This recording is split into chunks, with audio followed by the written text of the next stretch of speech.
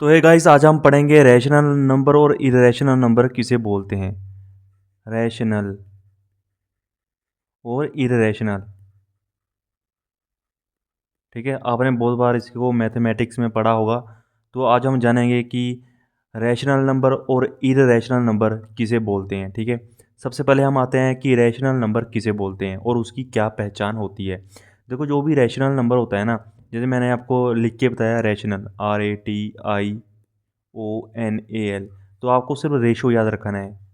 जो नंबर को हम रेशो में लिख पाएँ उसी को हम बोलते हैं रैशनल नंबर। जैसे can be written as a fraction, decimal form is terminating और repeating, can be positive, negative और जीरो। ठीक है, रैशनल नंबर नेगेटिव भी हो सकता है, पॉजिटिव भी हो सकता है और जीरो भी हो सकता है। सबसे बड़ी बात है कि जो रैशनल नंबर होता है उसको हम पी बाय क्यू की फॉर्म में लिखते हैं, जिसमें पी और क्यू दोनों क्या होते हैं, इंटीजर होते हैं, जो कि पॉजिटिव, नेगेटिव और जीरो हो सकते हैं। बट इनमें से केयू जो है वो जीरो नहीं हो सकता। हाँ, पी जीरो हो सकता है बट केयू जीरो नहीं हो सकता। केयू को जीरो के अलावा और कुछ भी हो सकता है। ठीक है, बट जीरो नहीं हो सकता।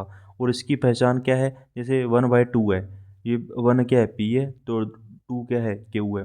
लेकिन अगर हम इसको 0.5 में लिख दें तब भी इसको हम रैशनल नंबर बोलेंगे, क्योंकि 0.5 क्या बन सकता है, 1/2। वैसे ही 3/4 0.75, इसको भी हम रैशनल नंबर बोलेंगे। -2 है, -2 को हम -2/1 लिख सकते हैं। और उसके बाद आ जाता है हमारा 1/3 है, तो 1/3 को हम कैसे लिख सकते हैं डेसिमल में, 0/333। तो अगर इस तरह से हमारे डेसिमल में नंबर आ रहा है कि पॉइंट के बाद हमारे नंबर रिपीट कर रहे हैं, तो उसको भी हम रैशनल नंबर बोलेंगे, क्योंकि हम उसको 1/3 की फॉर्म में लिख सकते हैं, जो कि क्या होता है, P/Q, और जिसमें Q जीरो नहीं है और P और Q दोनों क्या है, इंटीजर है। तो हम उसको क्या बोलेंगे, रैशनल नंबर। लेकिन इरेशनल नंबर क्या होते हैं, तो इरेशनल नंबर की सिंपल सी डेफिनेशन है कि can not be expressed as a P. यहाँ पर पी और क्यू दोनों क्या है, इंटीजर होते हैं, और क्यू ज़ीरो नहीं होना चाहिए। ये तो हो गई, मतलब ज़ीरो नहीं होना चाहिए। ठीक है, ये हो रैशनल नंबर है। बट इरेशनल नंबर में क्या होगा कि हम उसको पी बाय क्यू में लिख ही नहीं पाएंगे। ठीक है, decimal form is non terminating.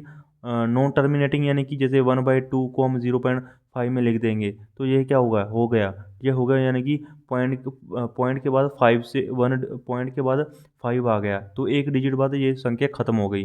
ठीक है, तो इसका मतलब ये है कि ये क्या हो गया, टर्मिनेट हो गया। बट जो टर्मिनेट नहीं हो पाएगा और उसके नंबर रिपीट भी नहीं करेंगे, तो हम उसको क्या बोलेंगे, इररेशनल नंबर। ठीक है, नॉन रिपीटिंग मतलब कि जैसे 1/3 का 0.333 आता है, तो ये भी टर्मिनेट नहीं हो रहा। बट इसमें क्या है कि पॉइंट के बाद जो डिजिट है वो सारी सिमिलर है, एक से ही है, तो हम उसको भी रैशनल नंबर बोलते हैं। बट अगर नहीं हो रहा है ऐसे, तो हम उसको क्या बोलेंगे, irrational number. Goes on A for ever without any pattern. Goes on for ever without any pattern मतलब वो कुछ भी पैटर्न में हो सकता है। जैसे √2 हो गया, √2 को अगर हम तोड़ेंगे तो 1/4, 1/4, 2, 1/3, तो ऐसे ऐसे ऐसे चलता रहेगा। तो ये मतलब कभी रुकेगा ही नहीं, कभी टर्मिनेट होगा ही नहीं। तो हम इसको क्या बोलेंगे, √2 को क्या बोलेंगे, इरेशनल नंबर। सेम बात √3 के लिए होगी। ठीक है, अगर हम इसको डेसिमल में तोड़ेंगे तो 1 के पॉइंट के बाद डिजिट आते जाएंगे, तो वो कभी रुकेंगे ही नहीं। तो ना ही वो सिमिलर होंगे, अलग अलग डिजिट होंगे, इसलिए हम उसको क्या बोलेंगे, नॉन इरेशनल नंबर। पाई है, अब पाई, अगर हम पाई को, आपको पता पाई की वैल्यू क्या होती है, 3.1415, जो कि आगे तक चलती रहती है। ठीक है, तो इसको चलती रहती है, तो ये टर्मिनेट नहीं होती। ठीक है, पॉइंट के बाद हमारे डिजिट की जो संख्या है वो टर्मिनेट नहीं होती, इसलिए हम इसको भी क्या बोलेंगे, हम इसको इरेशनल नंबर बोलेंगे।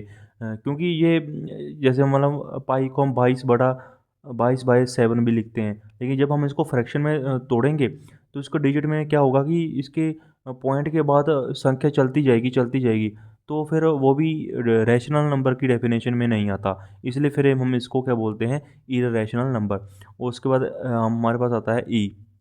ठीक है, 2.71।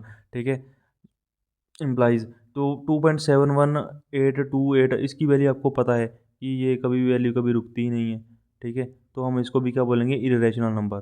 ठीक है, ये सिंपल पी बाई क्यू की फॉर्म में हम इसको नहीं लिख सकते, क्योंकि अगर पी बाई क्यू की फॉर्म में लिखना है तो वो सिंपल होना चाहिए, फ्रैक्शन में होना चाहिए, और उसको अगर हम डेसिमल में तोड़ेंगे तो वो उसकी जो पॉइंट के बाद जो संख्या है वो टर्मिनेट हो जानी चाहिए, या फिर उसके जो नंबर आते हैं पॉइंट के बाद वो सिमिलर एक जैसे ही होने चाहिए, तभी हम उसको पी बाई क्यू की फॉर्म में बोल सकते हैं और हम उसको रैशनल नंबर बोल सकते हैं।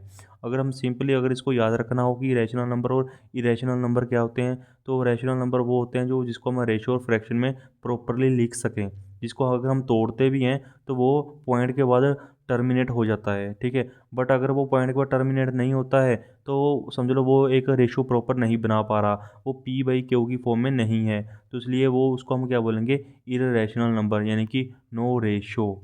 तो ये वीडियो मेरी आपको कैसी लगी? अगर आपको और इस तरह की वीडियो चाहिए तो प्लीज़ सब्सक्राइब माई चैनल।